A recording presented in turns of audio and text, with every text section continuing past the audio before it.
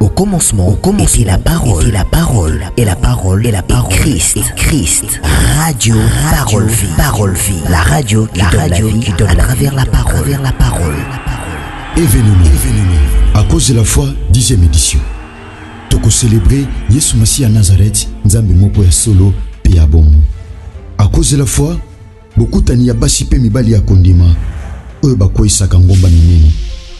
À cause de la foi, beaucoup tani ya bilombe na kondima.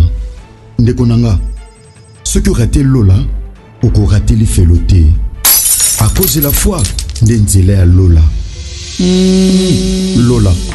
Na lobby, Lola. Joie rendez-vous. Samedi 26 na dimanche 27 juillet 2025. Nangonga à 14h. Biso nyonso na terrain ya Bouddha. Na Njili quartier 1 na première entrée. Elongo na elombe na kondima. Moto o amona kangomba te liboso na ye. Moto na kondima. Mopanzi sango ya Yesu Masi à Nazareth. Le révérend évangéliste Jean-Paul Mayata, pasteur de la foi. À cause de la foi, Lola. Na lobby, Lola. Mbote shalom bien-aimé dans le Seigneur. Mbote cher papa et maman, chers frères et sœurs. Mbote bandeko balandi Radio Parole Vie. Bebozami na 4 coins du monde. En Amérique, en Océanie, en Europe, en Afrique, topé en Asie. Bebo comme ça Radio Parole Vie, Église Ponabino. Bien-aimé dans le Seigneur. Vous partagez la Radio Parole Vie. Nous avons amis, relations, connaissances, topé la famille. Kolo Yesu Masi à Nazareth Nzambe moko solo pe abomoy. Amona bino pasala bino ngolo. Pasala bino pe bolamu mingi penza koleka. Merci bandeko nanga basi pe mibali. Loba tangu nyonso. Je suis le prédicateur de la bonne nouvelle. Natiaka sango malamu ya kolo Yesu Masi à Nazareth. Nzambe moko solo pe abomoy. Nzambo tondimela.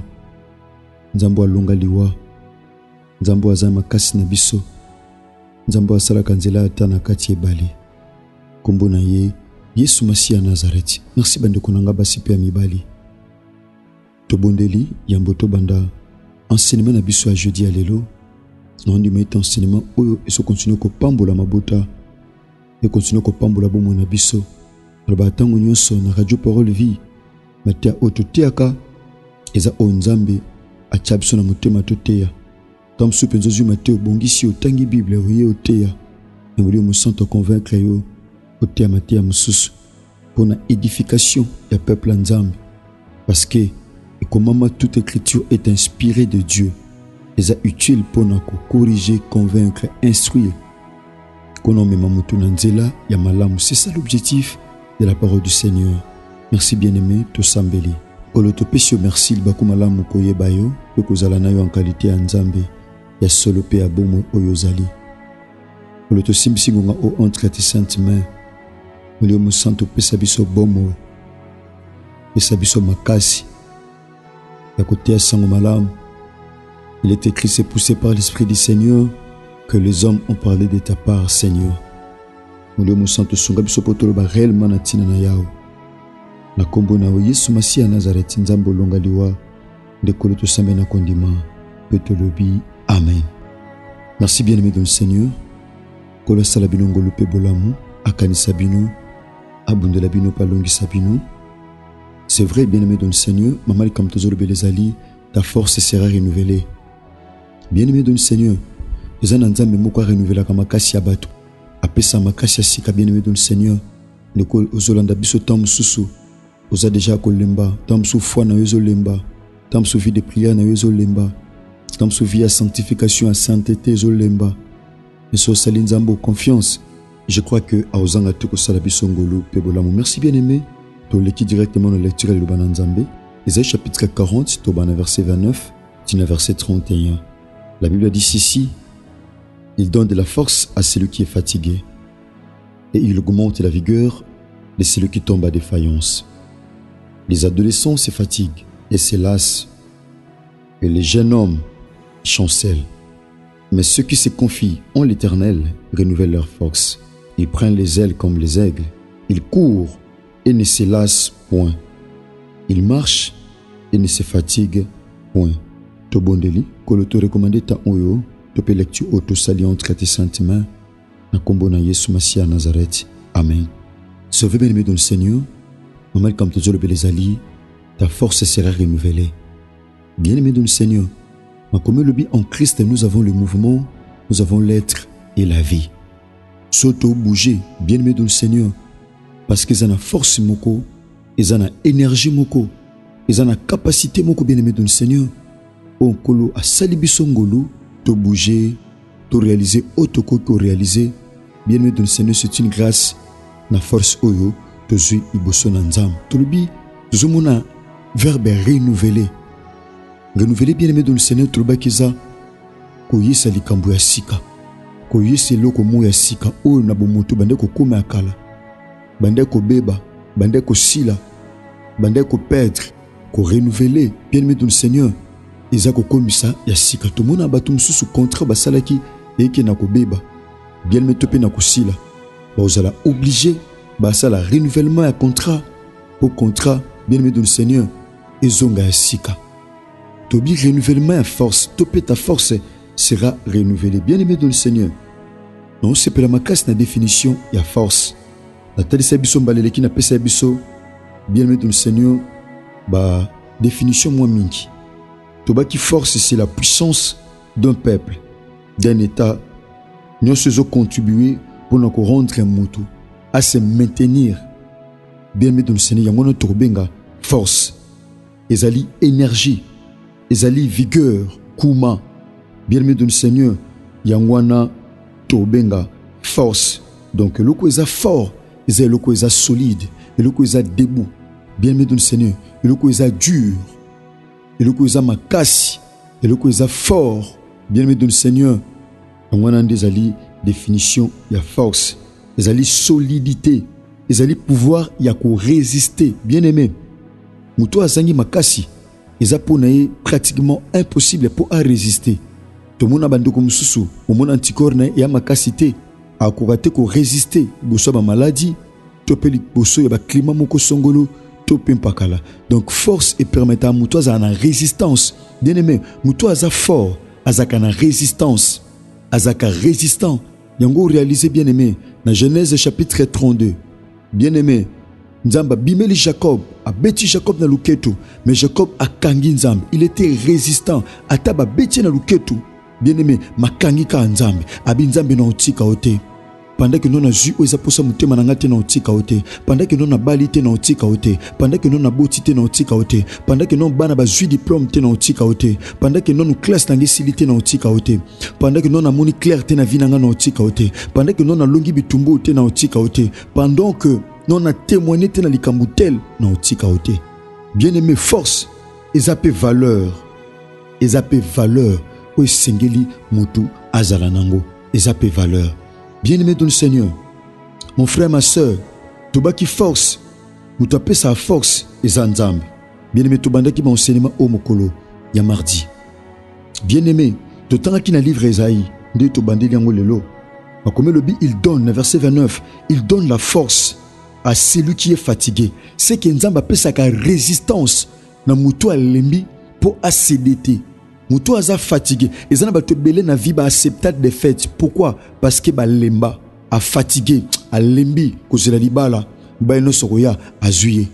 A lembi kozela accomplissement bilaka Nzambe. Ba te belé pendant que nous étions à son malam si ba lembi. Mon frère, ma soeur, tom soufwa na aussi lembi. Ozelo zelinzamba salo elaka o mona ngote a Jésus poussana. Mon frère, ma soeur, a Jésus poussana baninga no bazo bala bana o kutam so mema na vie bakomo bala bakomo pe kobota mais tom susio espoir ezana noté. Mon frère, ma soeur, okokipe kolemba, il te faut la force et senginzamba peso makasi pour ozana résistance. Bien-aimé, muto alembi, mon frère, ma soeur, muto alembi a sedaka. Ezamba tebele bazo céder suite à fatigue. Muto aza fatigué, mon frère, ma soeur, azakasu na choité. Muto aza fatigué, bien-aimé dans le Seigneur, aza muto akoma na suka.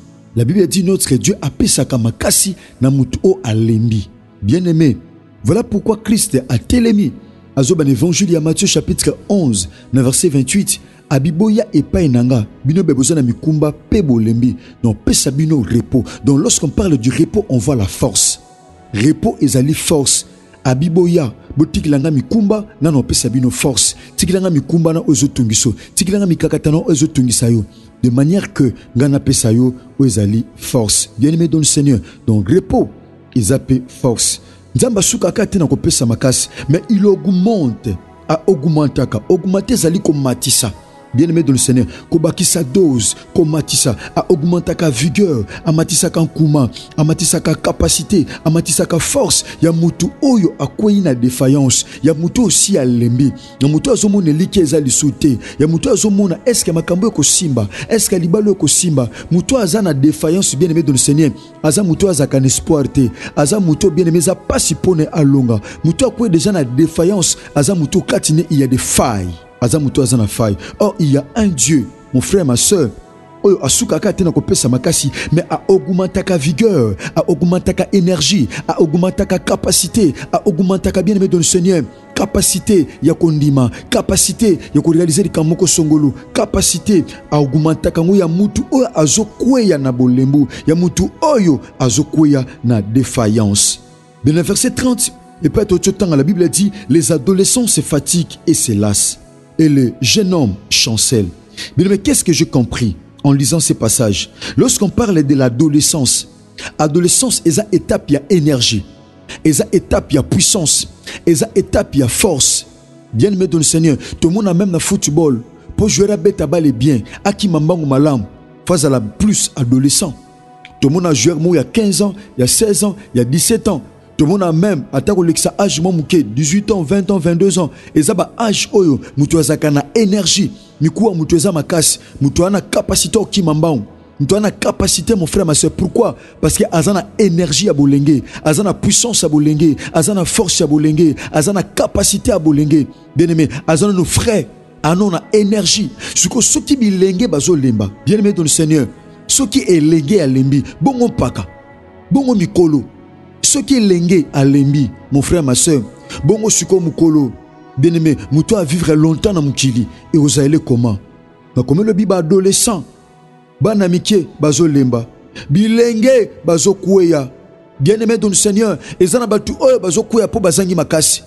Il y a de ces gens qui chancellent, parce que bazangi makasi, parce que bazangi force, parce que bazangi énergie, parce que bazangi résistance, parce que bazangi puissance.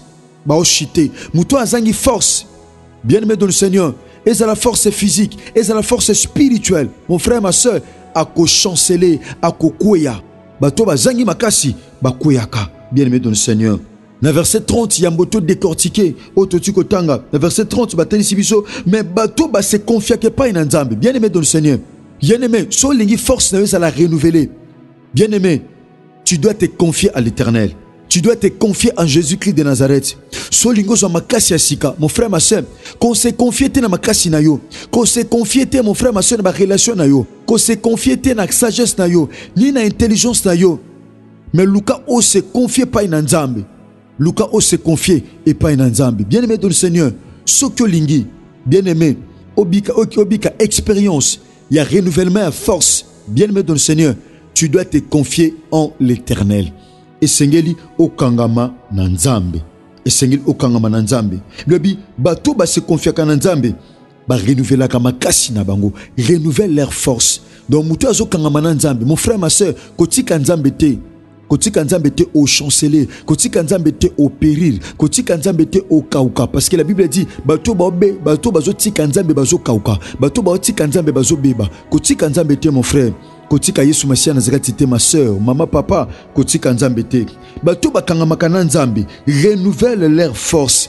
Bato bakangama na Nzambe, renouvelle la force. Pourquoi? Parce que c'est Dieu qui est la source de notre force. Alléluia. C'est le Saint-Esprit, c'est Jésus-Christ de Nazareth, c'est lui qui est la source de notre force. Muto atikali attaché, connecté na molimo mo santo, connecté na Yesu Masia Nazareth, a ko renouveler force na ye, ko renouvellement à force et permettre à nabiso babiloko ebele ya liboso.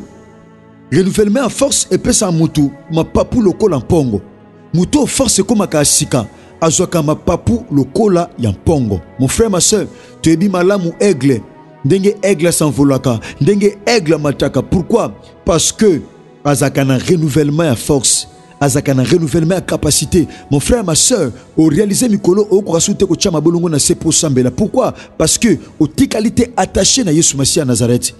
Au tikalité attaché na Ilobana Nzambe. Pendant que vous allez détaché na Ilobana Nzambe, pendant que vous allez détaché na molimo mon santo. Bien-aimé dans le Seigneur. Au kobika renouvellement à force c'était bien-aimé. Pourquoi? Parce que au Kangamina Nzambe. La Bible dit, Moutoua Kangamina Nzambe. Azwaka mapapu lokola mpongo. Aza mutu. Mais bazo comparer na mapapu ya mpongo. Moutoua zakana mapapu te. Moutoua zakana maboko. Mais Moutoua Kangamina Nzambe. La Bible dit, à cause de la même vitesse que aigle. Moutoua tikali attaché na Christ. À cause de la même vitesse que aigle. À cause de la même puissance que aigle. À cause de la même énergie que aigle. À cause de la même vitesse que aigle. Mon frère, ma soeur, au réalisé ma kambebele, au salon on a retard. Pourquoi? Parce que aux angi précision, aux angi vitesse, au kangamana nzambete. Mais la Bible dit, bien aimé, Moutoua kangamina nzambe, aoza mapapu lokola mpongo, azo kima, alléluia, ao tambula teme ao kima, azo kima, pe ao tikate. Pourquoi? Parce que l'énergie aussi il a été, azana succès pas iwa pas connecté. Bien aimé, mayo zakana citerne, yaya, ata citerne eza munene, ateza ba mettre cube belé. Bien aimé, citerne ateza munene, le kola ravitaillement zate. Le col a maïs au côté de tout, vous la main citerne, mon frère, ma soeur, et aussi là. Pourquoi? Parce qu'il y a une source cité aux obo qui a une citerne. Mais la citerne, c'est le col a maïs à provision. Mon frère, ma soeur, mutu oyo, bien aimé, a kangamina nzambe, a koki mambangu, a otikate. Pourquoi? Parce que azo dépendre de na énergie na ye. A aussi la énergie moussous. A aussi la force na été. Mais on sait la beaucoup plus de force pas y wapier aza connecté. Soza connecté na molimo mosantu batu bandoka moyo ndeni mutu alimbate ndeni mutu atika nzambe te ndeni mutu apengwa te ndeni mutu atambo na via masumu te ndengeni tout ça batu on se poser la question pourquoi parce que tu es connecté à la source oza connecté na source oki mambangu bien-aimé dans le Seigneur o tikate il marche et ne se fatigue point o tambula na tongo o tambo na moi o tambo na pokwa mais mon frère ma soeur au lembate. Pourquoi? Parce que ça a une source, il y a énergie. Mon frère, ma soeur, ce niveau ça a une source intarissable, il y a énergie. Bien-aimé, reste connecté, reste branché à celui qui est Jésus-Christ de Nazareth, le seul Dieu, l'unique et le grand vainqueur de Golgotha. Merci, cher papa et maman, chers frères et sœurs, Bandeko Balandi Radio Parole Vie, de vous comme ça Radio Église Nabino, de vous sembler Nabiso Nabutu Nyonso, Tongo Tope Mo Nyonso. Pourquoi? Merci beaucoup à pasteur Topé évangéliste pour partager ma à Radio Parole Vie. Collé sur Christ Nazareth Kanisabino, Asalabino Ngolupé Bolam. Numéro 9 contact les plus 43 89 75 70 917. Ce qui Christ a besoin de bien aimé dans le Seigneur. Tokotani Bongo Lobby, la continuité, il y a thème Oyo. Sinon, que Jésus-Christ de Nazareth vous bénisse. Événement. À cause de la foi, 10e édition. Toko célébrer Yesu Masi à Nazareth, Nzambe moko ya solo pe ya bomo. À cause de la foi, beaucoup tani ya basi pe mibali ya kondima, oyo bakoisaka ngomba minene. À cause de la foi, beaucoup tani ya bilombe na kondima. Ndeko nanga, ceux qui raté lola, oko raté li feloté. À cause de la foi, ndenzela ya lola. Lola, na lobi, lola. Joie rendez-vous. Samedi 26 na dimanche 27 juillet 2025 Nangonga 14h biso nyonso na terrain ya Bouddha na njili quartier 1 na première entrée elongo na elombe na kondima moto o amona kangomba te liboso na ye moto na kondima mopanzi sango ya Yesu Masi à Nazareth le révérend évangéliste Jean-Paul Mayata pasteur de la foi à cause de la foi Lola na lobi Lola